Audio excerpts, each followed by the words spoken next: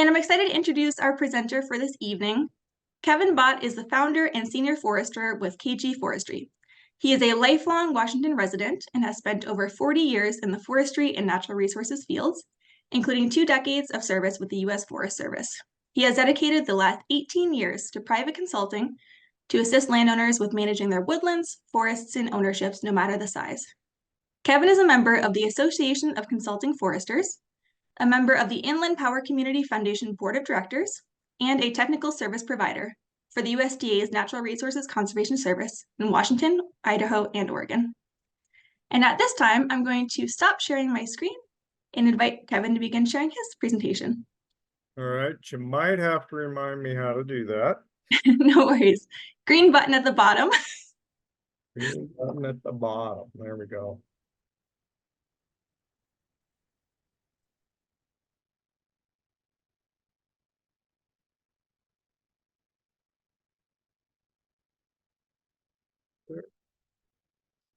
Perfect. It looks good. Okay, perfect. Hi, folks. Really look forward to this opportunity to try and share some information with you folks. As she said, 40 years in forestry industry, and that just really means I'm old and I'm supposed to know things, and some days I don't know if I know anything or not. So we'll see where we go from here. So the topic Andrew Mackey gave me was, what kind of reasons are there for wildfire mitigation in Whitman County? Are these kind of fuel reduction projects really necessary? And I think some of this comes, Andrew, I met him when he worked for Idaho Fish and Game. We did a bunch of work with him and we seemed to get along well. We kind of had the same visions. And so that's kind of led me to, I think, where I'm at here, and when he started working for the Palouse Conservation District. So he's a good head and it's really nice to be working with him again. So here we go. Hang on, I'll see if I can keep it on the rails. I'm used to being on the other side of this screen, not on this side. Okay, kind of the objectives for tonight. Share information, raise some awareness, and maybe provide some resources for why maybe this is important and if you want to do stuff on your own ownerships.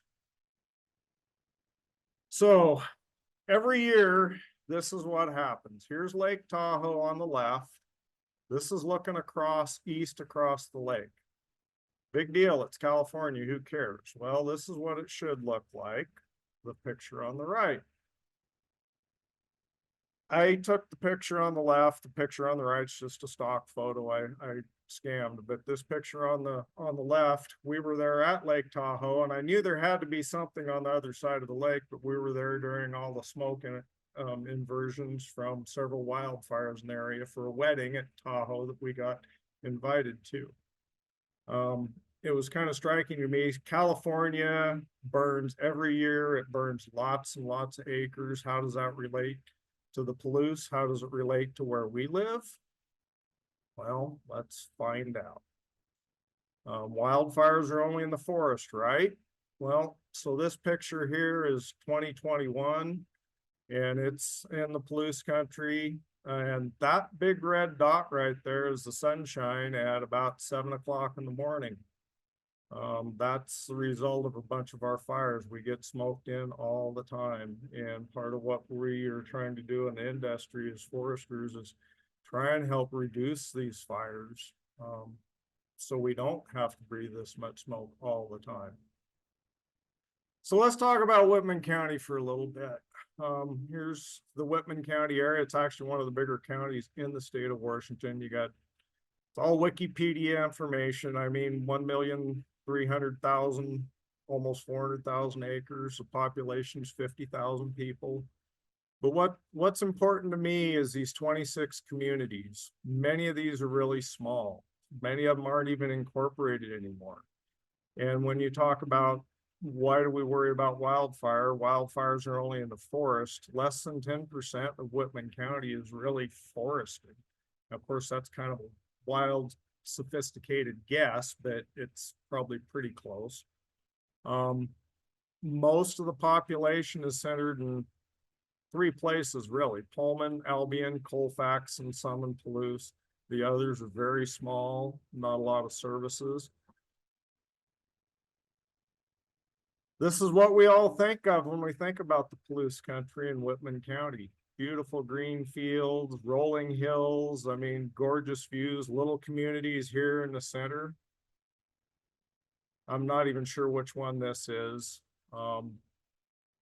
Here in the right, we have Steptoe Butte, Kamiak Butte, all the green rolling fields, little farmsteads everywhere dotting up. That's where all the trees are.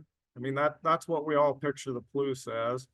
Here's what we also think of the Palouse in Whitman County. I mean, lots of agriculture, lots of wheat farms, lots of combines, tractors. I got stuck behind one coming up here this afternoon to do this.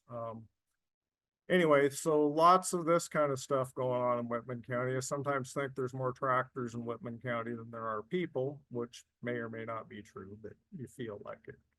So I guess what I'm trying to do tonight is maybe give you guys a little different perspective. Here's kind of what I see as a forester and a fire guy. I mean, from a fuels perspective. What you have here on the left is kind of old school agriculture, a lot of summerfall fields. Well, that's a pretty good fire break. What you have here is some of what we're doing now, a lot more no-till drill, lots and lots of open, stubble fields, lots of chem follow. Anyway, so you have this kind of mixture. This is what the old agriculture used to be. We also have right here in this foreground, this tall grass. This is a lot of CRP ground. So there's lots of fuels in these CRP grounds. There's lots of fuel in these stubble fields, and there's no fuel in either the seeded ground or in the old summer fallow type fields. And a lot of that has changed. Now what you see is rarely ever a summer fallow field. It's all down here on the right. There's a lot of there is a lot of stubble fields still, but it's all for no-till, and it'll probably be tilled into the fall. And then in the foreground, you start getting into some of the ground that's not farmed, the hillsides. So this one's kind of one of my favorites. It's the grass, and this picture I think was taken sometime in July when I looked at this piece of property. But you have lots of this dry grass, and then this arrowleaf balsam root, and that is going to be very dry and very flammable later in the year.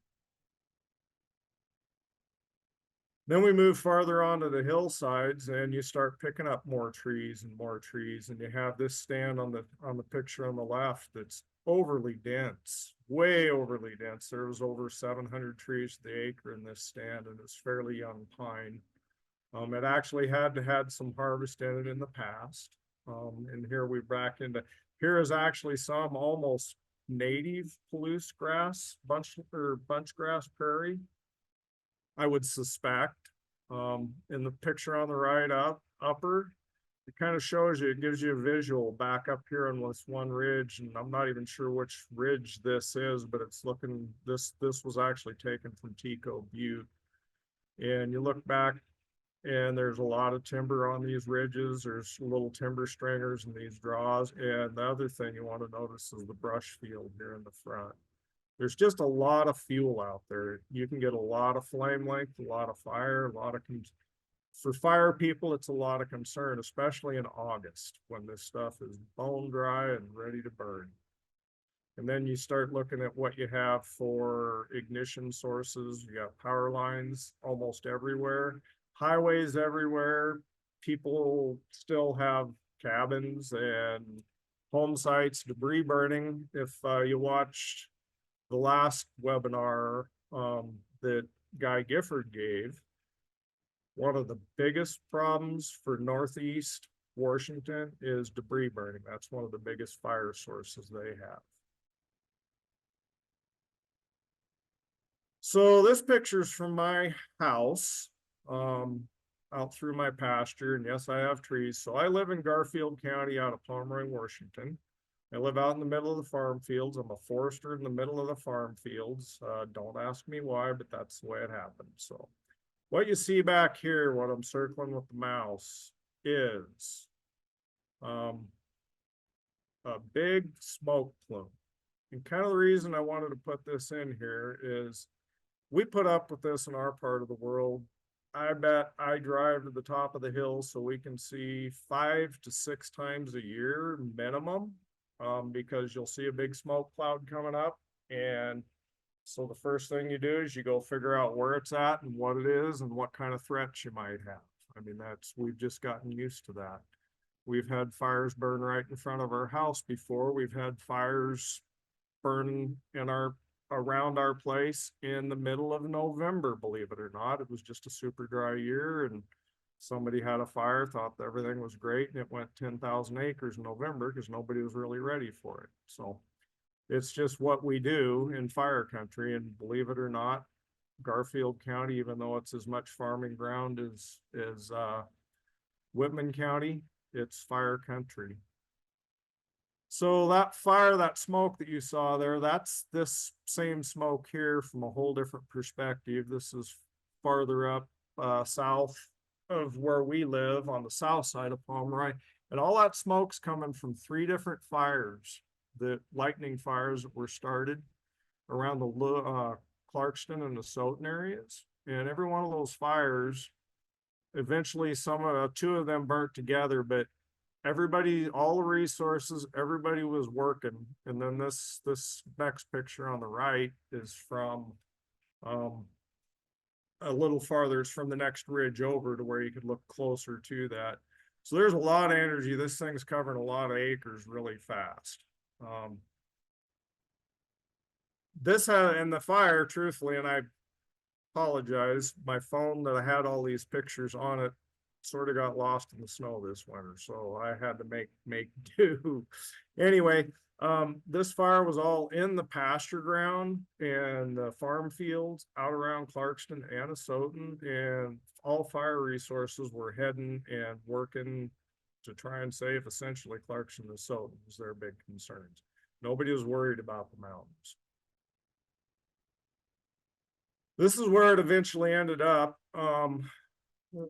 Population centers, once they got them safe, the whole time this fire was going toward Lewiston and Clarkston, it was also creeping back up the Soton Creek and Charlie Creek drainages and Lick Creek drainage. And by the time they got the population centers safe, it was burning too far up into the mountains and getting into the Forest Service ground, and tons of fuel, lots of places to burn, and very difficult to control and get rid of. Very steep terrain, very nasty country. This is also the same storm that started the fire in the Craig Mountain Wildlife area that Andrew used to manage. And that's where their 70 to 80,000 acre fire came from, this same set of storms. So, and there were a lot of areas in this fire area. So this was the Lick Creek fire. It went to almost 80,000 acres, and there was a lot of that still burning in December. It was pretty amazing. So I guess what I'm trying to say here is, what's the point? Well, it happens every year, and it happens multiple times in multiple areas, and it may or may not be around us, but fire is part of our ecosystem. It's part of our life, and that's what we got to start trying to figure out how to deal with. In my experience, 40 years, firefighting resources are always stretched thin. There's never enough. Doesn't matter how much money we throw at it. There's just never enough. 2021 was a really bad year for that. If you're waiting for the resources to come help save you, they may not get there in time or at all. That's happened a lot recently, especially in bad fire years. So what we really need to start doing is preparing for ourselves and making it easier on our firefighting resources so we can better take care of ourselves and do more of making it so the fires don't have don't have so many fuels that they can burn us out. So let's look at some a little more specific to Whitman County.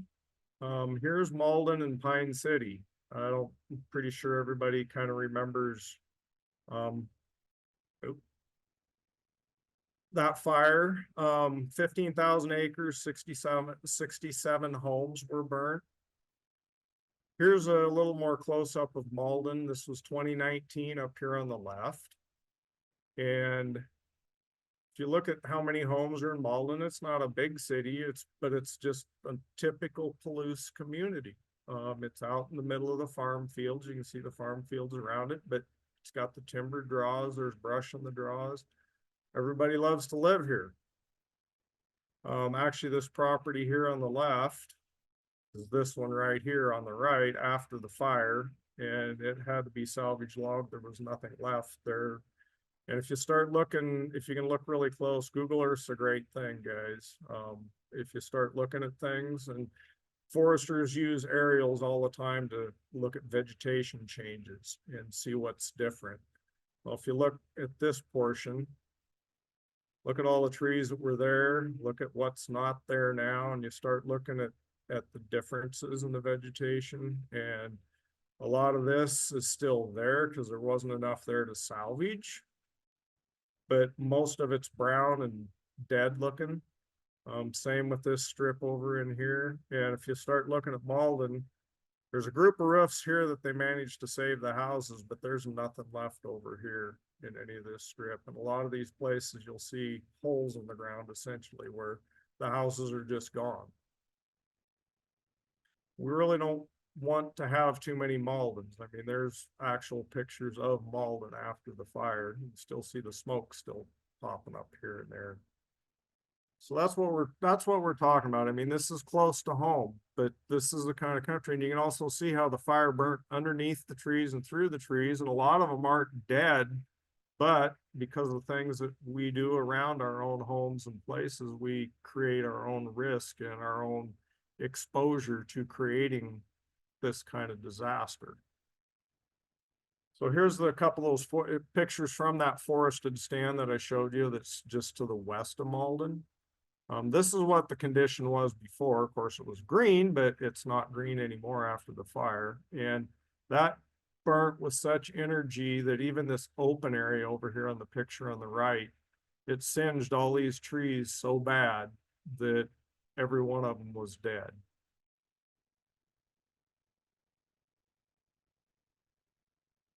Here's another example of,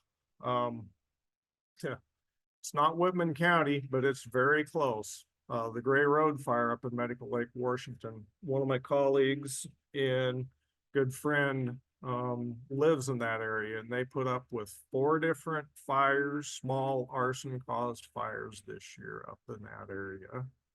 And then the Gray Road fire started from, well, they're not totally sure, I won't say that, but they've had the Gray Road fire started in a bad wind conditions and blew from the west and blew through a lot of these timbered areas, just like we've seen around the Malden area. And this is kind of the results you get. So these homes up here on the right-hand picture, every one of these was gone. Fire blew through this neighborhood and took out most of the homes, didn't take out all of them.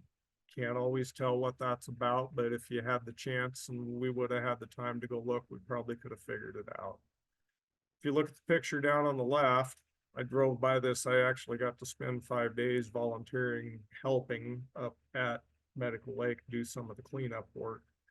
And this is one of the places we drove by a lot. And you can see just the amount of trees and fuel that was around this place. It probably really didn't have a chance. Just more pictures of destruction from Gray Road. Is that menu still on, Elizabeth? Is it still showing? Which menu? The top menu, that's not showing on the. I just see your slides. I think you're good. Okay, perfect. All right.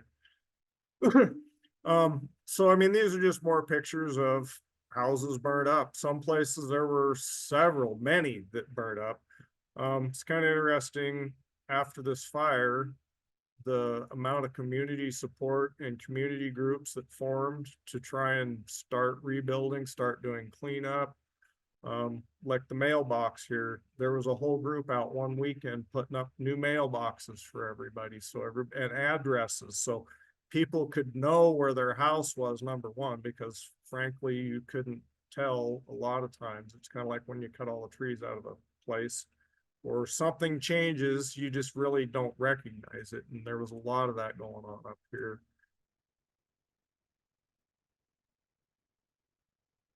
And sorry, here's a little more disaster. This looks a lot like Palouse country. I mean, it's just like the Palouse country. Same open highways, farm fields, power lines, people, pine trees, fences, green pasture ground. I mean, this is the Palouse country to a T. Windmills, we even got the windmills. But this was the new wildfire in Bickleton, Washington from 2023. Several homes burned out, lots of people displaced. It's not what you would consider forested ground or fire country, but it is fire country. It really is fire country. And we've kind of kept it from being fire country because of all our past practices and things that we've done. So this place here actually is a drone video or drone photo of a good friend of my daughter's that they do a lot of rodeo things together, and they do rodeo Bible camps together. And this their place had a lot more trees around it, and they fortunately had the time and the effort and the people and the friends to show up that were able to cut a lot of those trees and drag them away from the house. And they managed to save the house because you can see what it looks like around it. They did lose a well house and they did lose a few small outbuildings. And down here you can kind of see this is what they got left, is they're making firewood out of everything they possibly can that they cut out from around the house. But they took a lot of trees out from around the house. There wasn't any pre-planting on their part, but this is what they ended up with. They'll probably be doing things a little bit different next time.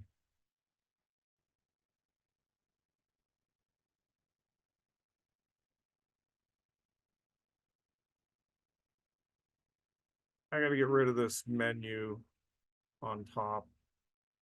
Elizabeth, how do I do that?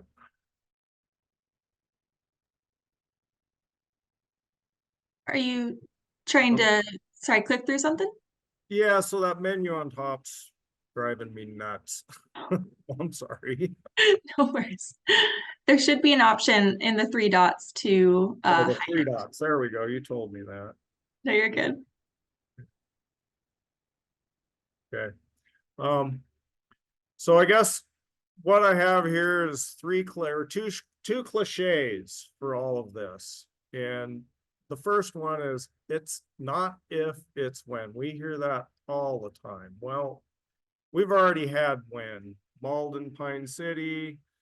In my 20-year career doing private consulting, I've worked on over a dozen fires in the inland Northwest, helping landowners try and rebuild, redo their properties, plant trees. It's just been, it's never fun. And to watch these people go look at what they had, their house is gone. The one guy, everything, his swimming pool, they pumped the water out of it to try and put the fire out in his house, and that didn't even work. The things that they lose, one landowner I had on the Yale Road fire, he was he was devastated. He had beautiful, beautiful place.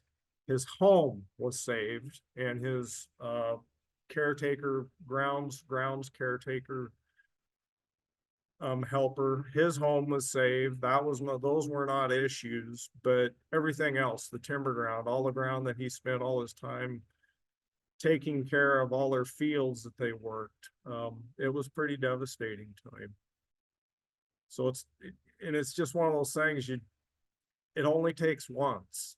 It's not if, it's when, and it only takes once to just totally destroy everything. And the other thing that we hear a lot, cliche, is you can't fix a problem until you recognize and admit you have one. It's kind of like the whole Alcoholics Anonymous thing. You got to admit you have a problem before you can do anything to fix it. And I mean, a lot of us just don't want to do that. I work with a lot of landowners. I'm working up in Sultan County right now with landowners that we have a whole community. There's 26 properties. Most of them are less than an acre and a half, or an acre. I think the largest is about 6 acres. And they want to do things, but almost every one of them says the same thing. And that's, well, I don't want to see my neighbor's house. And that's great. I get that. That's wonderful. But we need to kind of restructure how things are set, because you may not see your neighbor's house once the fire hits, because they may not have a house, you may not have a house. So we got to do things different to try and we can fix it. So you don't maybe not see your neighbor's house as well, but you can't exist in what you have right now. And anyway, so enough disaster. We need to start talking about some strategies to help mitigate wildfire. Okay, so please go back and look at Guy Gifford's talk that he gave here a few weeks ago. And I know it's saved because I watched it this morning again. That is awesome. He does a great job. That's his job. He does this so well, and he's been doing it for a long time. And he can tell you that whole thing that he goes through explains why you need to do these things, where you need to do these things, how to do these things. So he operates zone 1 and zone 2 and zone 3 mostly, but where my company and most of the people I work with, we really operate in this zone 3. The unimproved portions of the property. I mean, we do work in these other 2 zones, but those are usually the places the landowners can have the most effect. And so please go back and watch that that series that Guy did, because it's really important. And here's some examples from the Gray Road fire that a colleague of mine sent to me that spends a lot more time up there than I do. And it's just things I wanted to share. And if you start looking at this, I mean, this is a really well fire safe home here.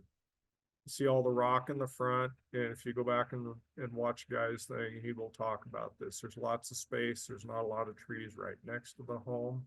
You have that 0 to 5 foot zone free of flammable materials. Very, very few shrubs or anything. And if they are, they're fairly open. Lots of space to the trees, and you can see they've done a lot of work. And this is actually in part of Spokane County, hasn't had a fire yet.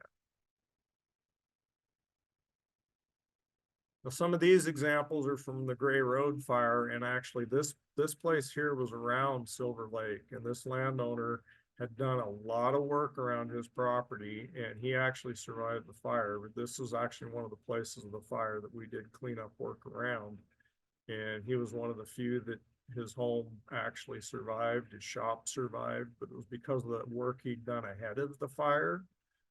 And maybe it wasn't so much him thinking about fire at the time, but he's pretty proud of what they did accomplish. And if you really watch and read any of the Firewise information, you'll see that a lot of the things they've done here. Now, maybe the shrubs here are maybe a little too tight together, but having these more open shrubs, you can actually see this one looks like it actually did burn. But it was so open, it's so little and so small that it didn't really have that much of an effect.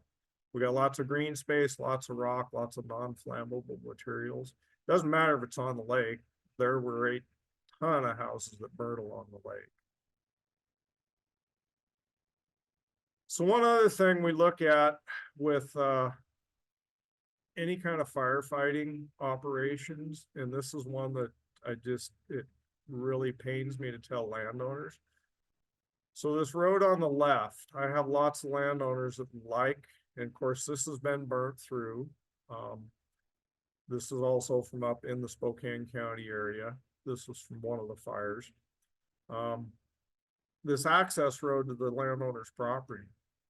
I hate to tell landowners this, but when we come to look and give them a firewise or a home ignition zone assessment, a lot of what is here is access. A lot of what firefighters need is access to your property. If they can't access your property, they're not going to go someplace that's unsafe for them.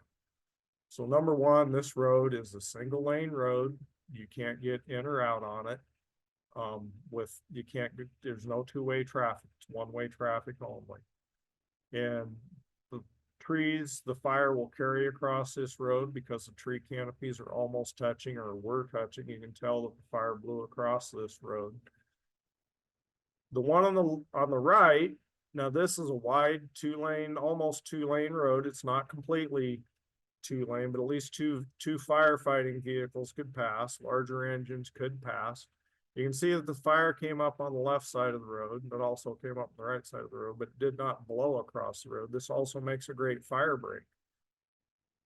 It gives firefighters a good place to set up anchor points and start back burns. It gives them a place to go to that's safer than in the forest. So there's a lot to access, and what happens in these fires before the fire gets to these neighborhoods, the firefighters show up, they run through and they see what places they can actually defend and what places they can't, what places are safe for them to defend, what places they can't. And they will hang ribbon and they will put big red X's across your driveways if they don't think it's safe or they don't think there's anything there that's defendable. And I hate to tell landowners that, but that's exactly what happens in a big fire. So here's a couple more examples from the Gray Road fire. And these were both around Silver Lake. The one on the left, this place is like the premier of Firewise. I mean, it's built out of brick. It's got all the green space around it, lots of space without few trees. But you look back here in the back and you see all the scorch on the big pine trees back here. So there was some pretty intense heat going on here, pretty intense flames, but they survived. Now, will a brick house always be better? Well, yeah, most likely, but there's still things about brick houses of a lot of fires. So some of what Guy's video showed, the heat, if you have too much fuel too close to the house, even though the house might be brick, it can still ignite a fire through the window because you have lots of window shade curtains or you have furniture too close to the windows. If that fuel load is within that 30-foot zone. So you don't want that fuel load within that 30-foot zone because it can create enough heat to radiate heat going through that window to actually ignite things within the house. So you have to be careful of that. So even a brick house could burn down because there actually was one up on the Silver Lake there that did burn in the Gray Road fire that we saw. Here's another one here, and this is on the east side of Silver Lake, and it burnt through here pretty fast, but kind of the same thing. Lots of good open space around it. Not a lot of fuel to burn near the house. Looked like they'd done a lot of space or firewise landscaping around it. Just some more good examples here. And each one of these, some were in the waterfront park area, one was on Silver Lake and one was on Clear Lake. And you think, oh yeah, we live on a lake, it's not going to burn. Well, yeah, the lake's not going to burn, but everything around it sure will. So this place here, my colleague told me that these people had spent a lot of time really fixing, and this is the one in the upper right corner, doing a lot of work around this, and they had firewised and xeriscaped this with their landscaping, and it is an excellent job. Not everybody wants that. I mean, there are ways, and if you start really digging into the firewise information, you can really tell, and you can have choices. You can still have plants and things around your home, but you just need to be careful with what they are. There's some that are really fire resistant that you can use, and it makes, it'll just make it a lot better for you. So this picture I put in here, it's kind of the good, the bad and the ugly, and also the, okay, lucky. And also sometimes it's just a matter of what the fire conditions were doing at the time. So this picture is actually looking almost due south. This modular home down here in the right-hand corner is got to be the luckiest person on earth, because this fire had been coming from the west, this direction, hard from the west. And at some point in time, that fire turned and the wind started blowing from the north directly toward this house and blew this fire back away from it and up this hill, and probably the ember storm. This house here that looks like it has tons and tons and tons of clear space, but you know, we don't know what it looked like around the house, if there was a lot of bark or shrubs or something right directly around the house. But probably the ember storm from this fire running up over this hill and crossing this little bit of ridge, because that's always a good place to get a good ember storm going, landed on this somewhere around here, and this house is no longer here. So yeah, this guy was super lucky. This guy was not. Maybe it was, you know, some risks that he decided to take.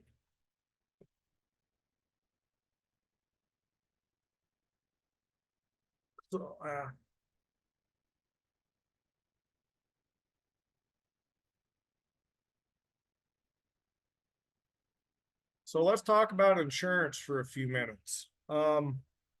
Some of the trends we're seeing now with these fires, there's a lot fewer underwriters willing to insure in high-risk wildfires.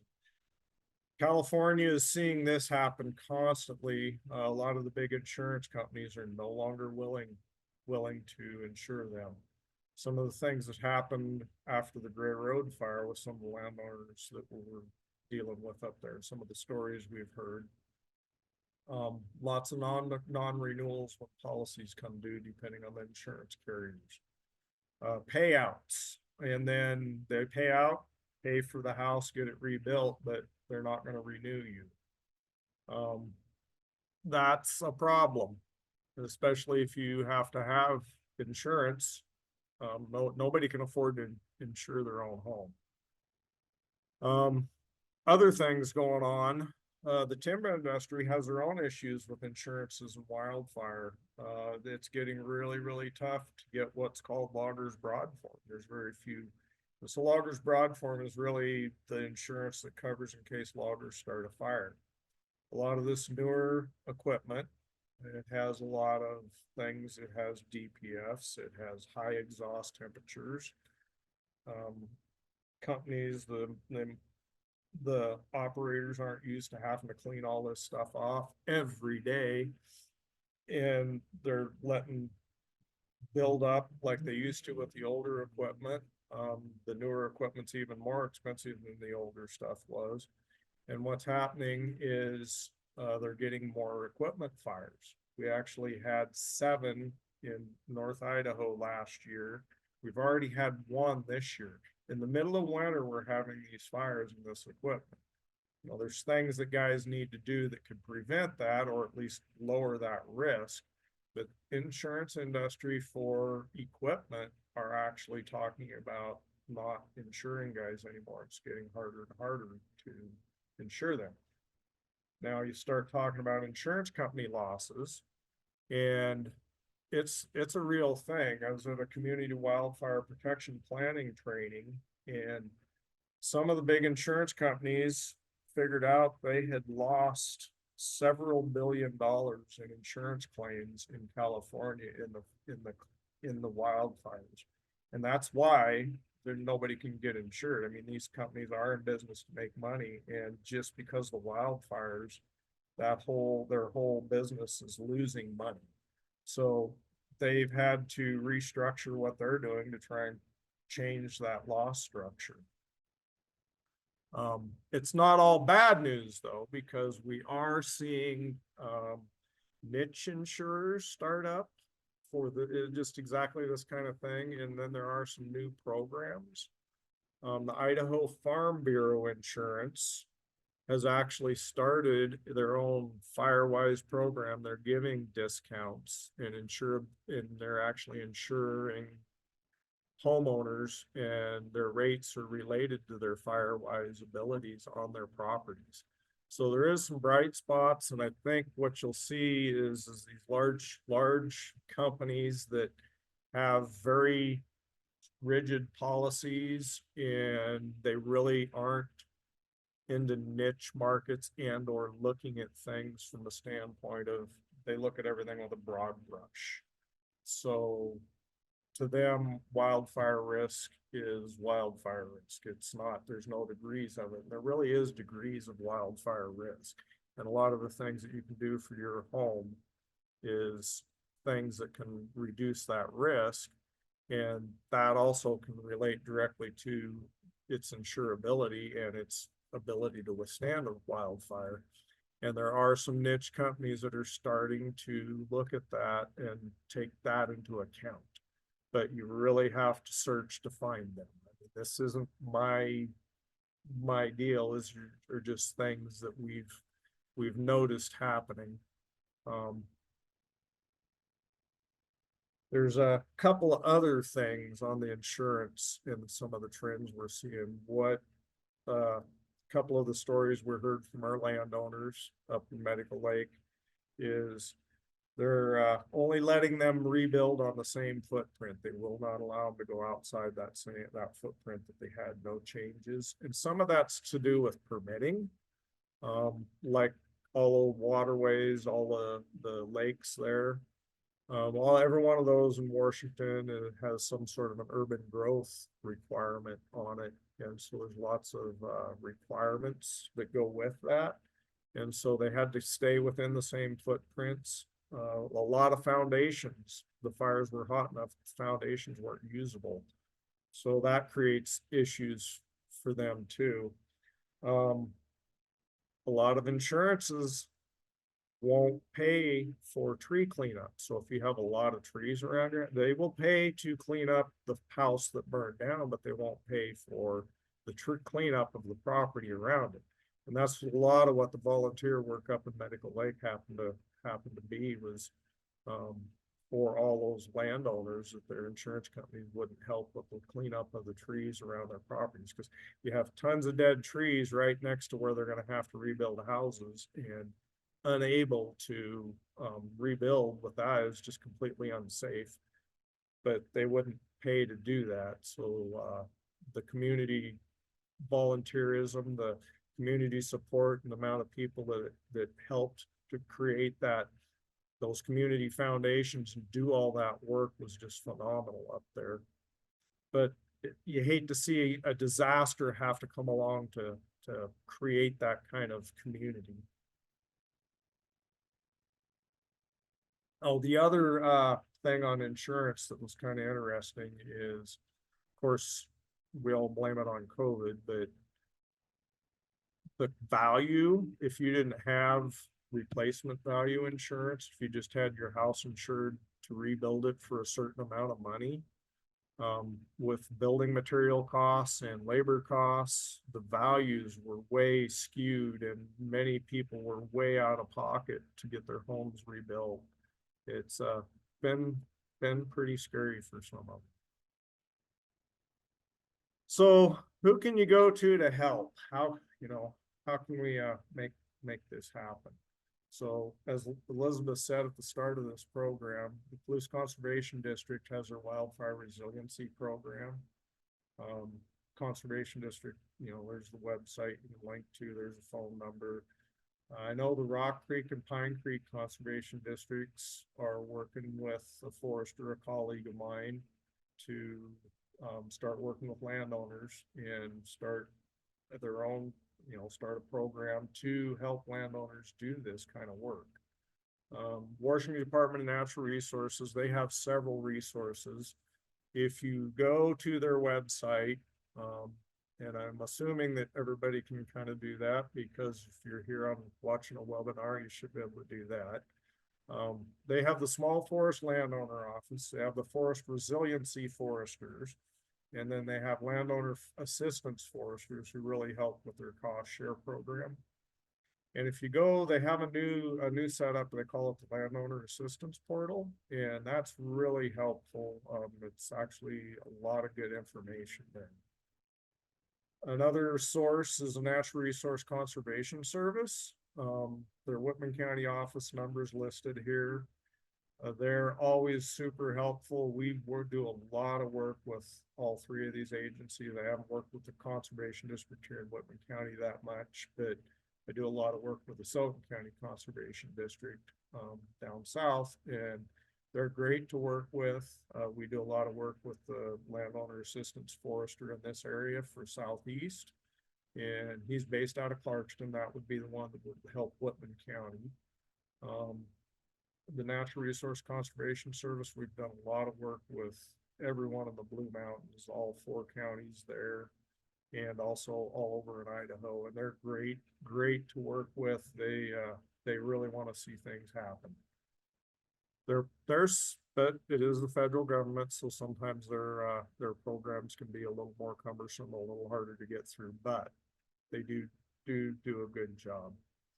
And then people like us, forestry consultants, WSU and U of I Forestry Extension, they have a listing of consultants available in this area.